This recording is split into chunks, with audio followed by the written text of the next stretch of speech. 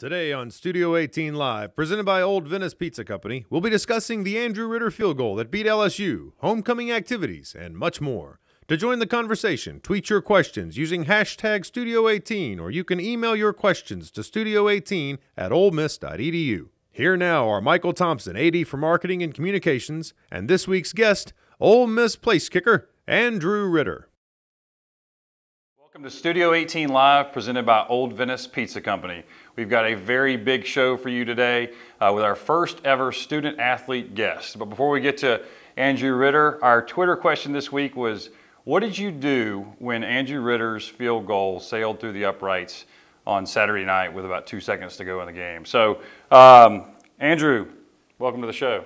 Thank you. I appreciate it, Michael. Really glad to be here. First student athlete, how does that feel?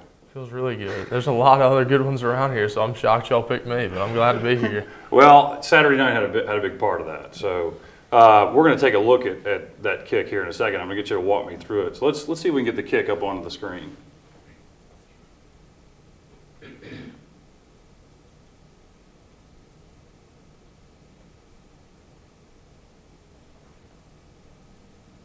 In 6 seconds against the number 6 team. Pretty cool. It's a big, big moment. Did you think it went in when you kicked it? I mean, did you know it was going in? Right when it went off my foot, I knew I'd hit it well. And I looked up and it was heading straight. It kind of faded a little bit towards the right upright, and that for a split second there kind of made my stomach kind of knot up, but it ended up staying straight, and it didn't. The crowd erupted before the ball was even halfway to the uprights. So before I was even sure that the ball was in, I heard people going crazy, so I just kind of went crazy at that point. Yeah, that was nuts. Well, walk us through, I guess, when we get the ball and we're at the opposite end of the field, you got to know that maybe your number is going to get called in that situation, yeah. Right? Well, I was hoping for that. I'd had that field goal the previous drive where I didn't get it up high enough and they blocked it. And so I really took that to heart, and I wanted another shot. And plus, not only that, but I knew this is one of my dreams was to kick a game-winning field goal, and I couldn't imagine a better team than 6th-ranked LSU to kick one against. So when we got the ball, I was thinking, man, please, let's get this ball down the field. And our offense did a great job putting together a long drive, eating up the clock, getting us down the field. Our defense had played a heck of a game. So I knew my number was going to be called. I just had a feeling. I didn't think it was going to be a touchdown. I just thought we were going to get it down for a field goal. And I was thankful we were able to come down there and give me a shot at it. Yeah, it was huge. It was huge. So I don't think you're on Twitter, are you? I'm not. Okay, but people have been showing you tweets, haven't they? Yeah, they have. I'm thinking about getting a Twitter now, but I've never really had a reason to have one. But now, out of all the love I've been shown, and my friends showing me tweets and stuff, I feel like it might be about time to get one. But it's been really cool. All the love and support has just been unbelievable. All right, what's the funniest tweet that someone's shown you about your kick? About the kick, I don't know. I mean, I saw some really funny ones. I saw one Thompson tweeted. Did you see that one? I don't think I did. I probably shouldn't bring that one up, but it was. Oh, is this the post-game tweet? Yeah, let's not talk about that one. Okay, all right. So, I don't know, man. I didn't see all of them, so I probably missed out on a lot of them. Yeah. No, the Twitter universe was definitely a buzz. So last year is one of those years that had to have been trying for you. So when you're told that Coach Freeze going to redshirt you for, which would have been your what? Fourth year. Your fourth year. Yeah. So what was that like? It was different, but it was really cool at the same time. I mean, it was just an unbelievable opportunity. I mean, when you come to college, obviously the stereotypical redshirt year is your freshman year. Most people don't think of doing another year, and so it was really, Coach Freeze was really thinking outside the box when he approached us with that. I mean, I've never heard of it happening before, unless somebody was to get hurt or something along those lines. But, it worked out for the best, and it was a great opportunity for me and Tyler, to help this football team in a more capacity for myself with the opportunity to kick field goals and kick off. Also, education-wise, we were both going to be able to have a chance to get our masters. So, I mean, there's just so many positives to come out of it. And, during the season, it was kind of hard. The first few games, it was, you want to be out there. Especially, I remember that Texas game, it was the biggest game Ole Miss has had in a long time, unbelievable atmosphere, and to be sitting there and not be in the game, it hurt, I'm not going to lie. But after that, kind of got used to it and really just tried to take advantage of it. I mean, what a great opportunity. We don't have to worry about being ready for Saturday. I can practice as hard as I want, work on my fundamentals as much as I want because I know I don't have a game this Saturday. So me, fundamentally and with my skill set, it was huge to me getting better. And I wouldn't trade it I wouldn't put it any other way. I mean, it was a great opportunity, and I'm glad to still be sitting here. That's really awesome. That's a great way of describing it. So we've got some video of Coach Freeze telling you something. Let's see if we can pull this up, and if you can tell us what he says. It's in the locker room after the game, but see, where are you walking in? Here you are.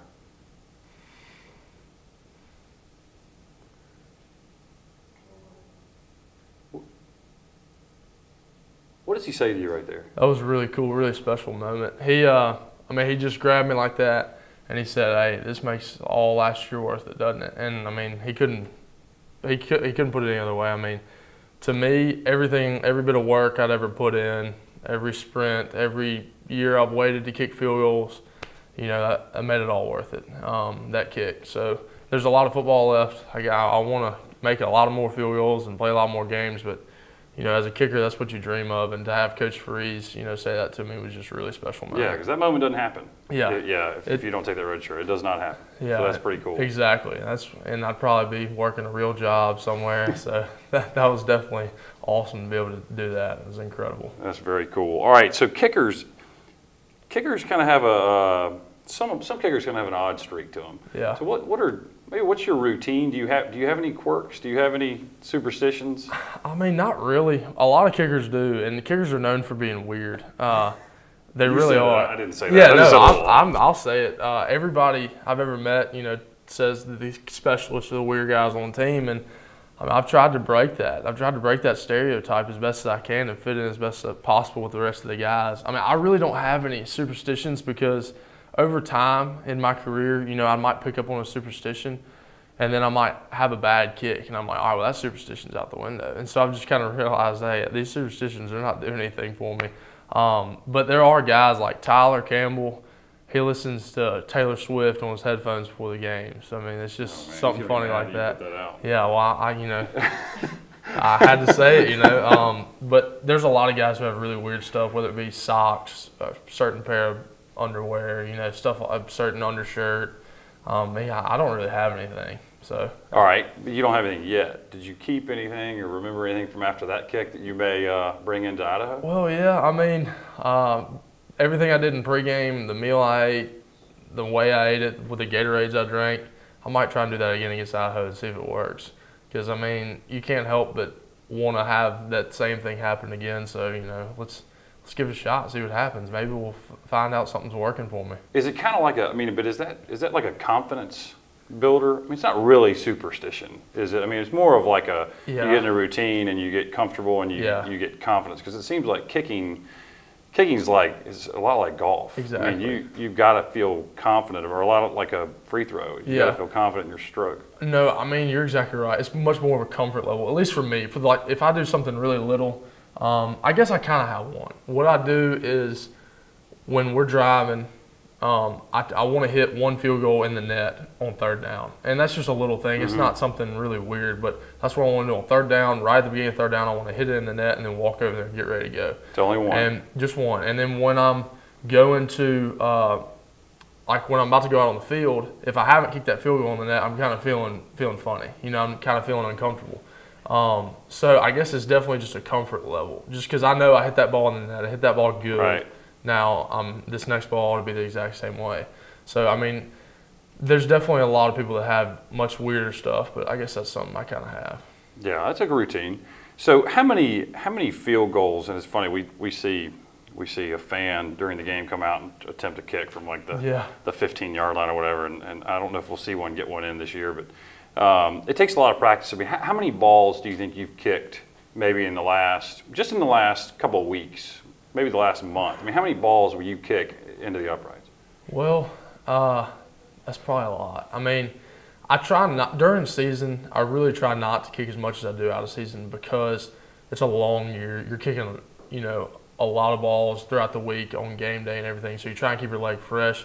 But I mean, on a given day, you know, I go out there and I probably hit 10 to 15 balls getting loose, warming up, 10, 15 field goals, and then with the kicker, with the holder and the snapper, Carley and Denny, we'll get some full routines and probably hit anywhere from 10 to 15 of those. And then, you know, I'll hit a few kickoffs. So, I mean, that's usually a regular Tuesday for me and a Thursday. My Wednesdays usually I just focus on my field goals, and I'll probably hit about 8 to 10 of those.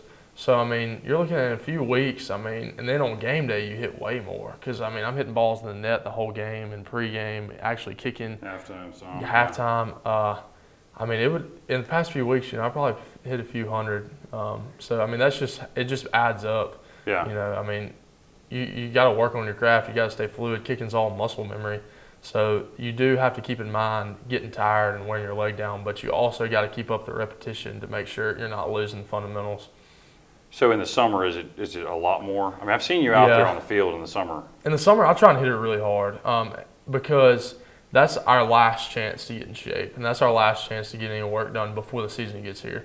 So I know we're going to get a week off at the end of summer workouts before we come back for camp. So that's I see that as a chance to get back fresh. So we hit it hard, and I try and get my leg in as best shape as possible.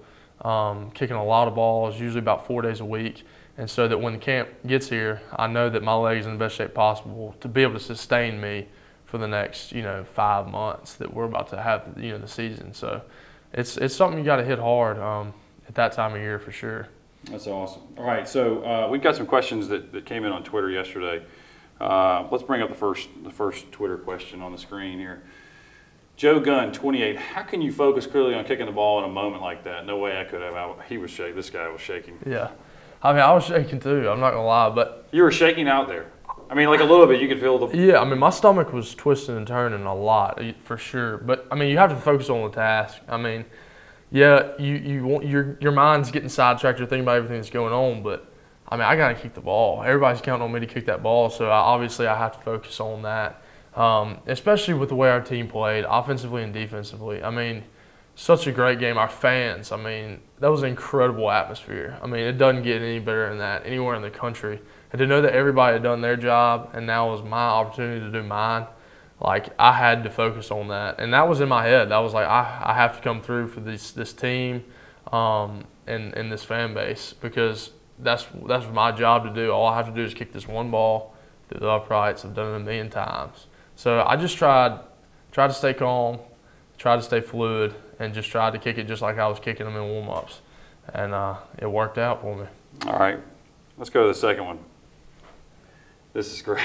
Were you more nervous when you proposed this summer or during your game-winning kick? This is a really good question. Yeah, this is really funny because this is a good friend of mine that I grew up with, and he's been asking me about my proposal for so long. We're in a group chat. Yeah. It's just kind of an inside joke because I haven't given him the full story yet, and it just drives him crazy. But since it's been driving him crazy, I'm not going to answer the question, So I guess now that I'm on air, I got to answer the question. I was probably more nervous before I proposed, I mean, I was definitely nervous at both of them. But, proposing, that's a once-in-a-lifetime deal. And I was freaking out. I'd been freaking out for months for that, trying to plan that whole thing out, and it was all coming together. The kick was kind of more spur of the moment, like, all right, it's coming down to a kick, like, go kick it. But this proposal, it was taking a while. I was having to prepare. It was stressing me out so much. But, hey, they both worked out. She said yes, and I made the field goal. So I think they both worked out. When are you getting married? In June. It's coming June 28th. Good for you. Congratulations. Thank you. All right. Well, thank you, Andrew, for coming on the show. We're going to give you a quick look at upcoming events, and when we get back, we will have our Spirit Squad coaches, Carley and Arikka. So stick around. We'll be right back. This week on campus, the Ole Miss Homecoming Parade begins Friday night at 5:30 p.m. and ends on the Square, where it will be followed by our second annual Square Jam, tipping off the 2013-2014 men's and women's basketball season. Be sure to join Coach Andy Kennedy and his team, fresh off an SEC championship, as well as new head women's basketball coach Matt Insel for a family fun-filled night on the Square with Ole Miss Hoops. Men's and women's basketball season tickets are on sale and can be purchased by visiting OleMissSports.com or by calling the Rebel Ticket Office office at 888-REB-TKTS. Saturday evening, the Ole Miss football team hosts Idaho for our annual homecoming game. Kickoff is set for 6:30 p.m. and limited tickets are still available. To get your tickets, visit OleMissFB.com or call 888-REB-TKTS. Finally, on Sunday, the number 23 ranked Ole Miss women's soccer team hosts SEC opponent Alabama at the Ole Miss Soccer Stadium. Kickoff is at 1 p.m. Be a part of the team's quest for the postseason. Shark Tank posters are now available for purchase by visiting OleMissTeamShop.com. Don't forget to join the voice of the Rebels, David Kellum, and head coach Hugh Freeze at Buffalo Wild Wings every week for our coaches show, Reb Talk. Broadcast begins live at 7 p.m. Arrive early for best seating. Ole Miss students, make sure you're signed up for Rebel Rewards by downloading the free app. For more information, visit rebelrewards.com. For information on these and all other events, go to OleMissSports.com. Welcome back to Studio 18. We've got Carley and Arikka here, both of our Spirit Squad coaches. Carley is our Rebelette coach and Arikka is our cheer coach. Welcome to the show. Thank you. Thank you. We're glad to be here. Is it going to be easy to follow a clutch kicker like that? Yeah, and he was very well spoken. He was. Very well-rounded guy. Yeah, he did a great job. He was great. And he's marrying one of your, I guess, former students, maybe. Yes, she is. Haley, I coached her when she was a freshman. I'm so glad to see them happy together, and I think they have a bright future. That's awesome. So, Arikka, it's homecoming week. And so homecoming tends to, I guess, for Spirit Squads, it's a really important week. I mean, you probably have lots of different appearances scheduled. There's just so much more going on, I mean, event-wise. What's that like for you and the team? Well, the excitement of homecoming is spectacular. You're right, there's a lot more appearances going on.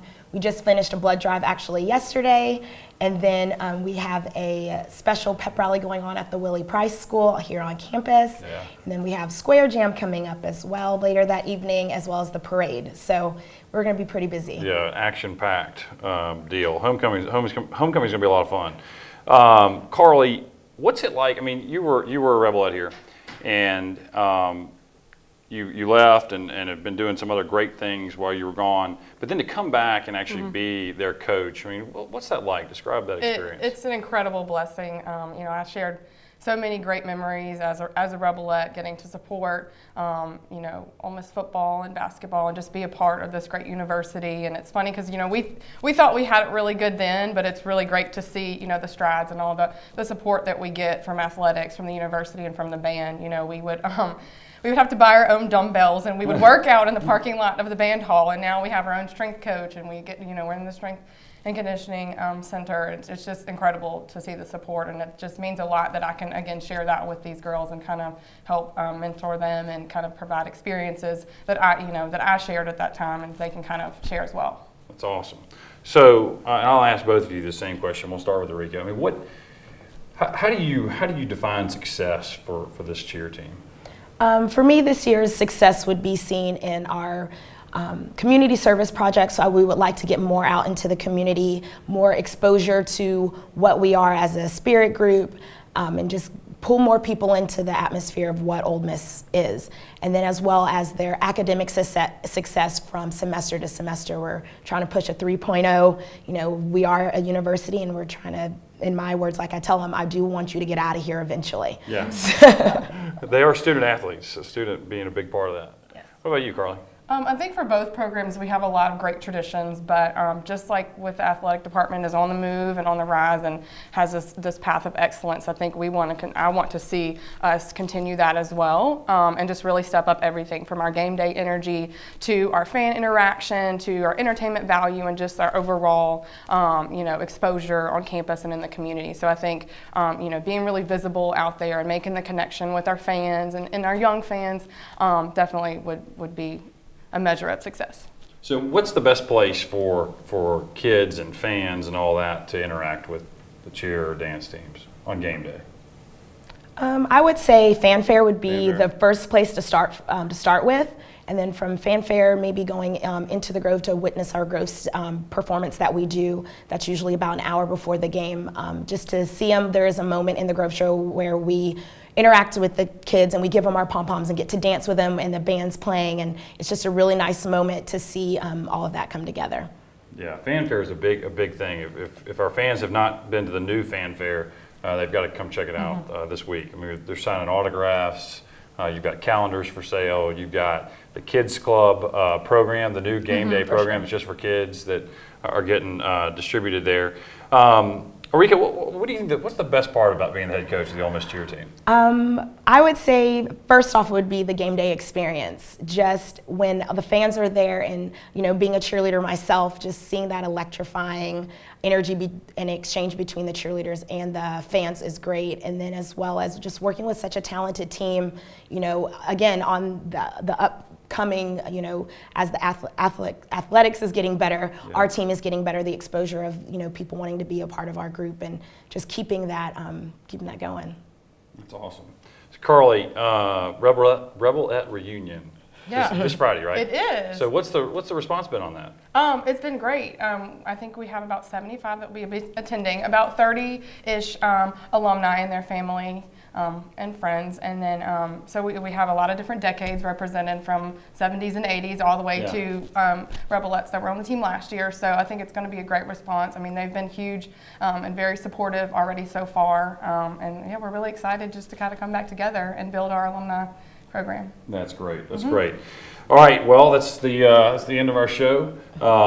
Normally, we would close the show by showing an episode, or the first part of the episode of the season. We're having a little technical issue with that piece, so you may have to wait until 6 p.m. tonight to watch this episode of the season, which is just going to be unbelievable. I'm sure that everybody is fired up about seeing this specific edition of the show with all the LSU content and the stuff leading up to that, the locker room stuff. It is truly behind the scenes. So there's a great show on tap tonight, 6 p.m. Watch rebelvision.com.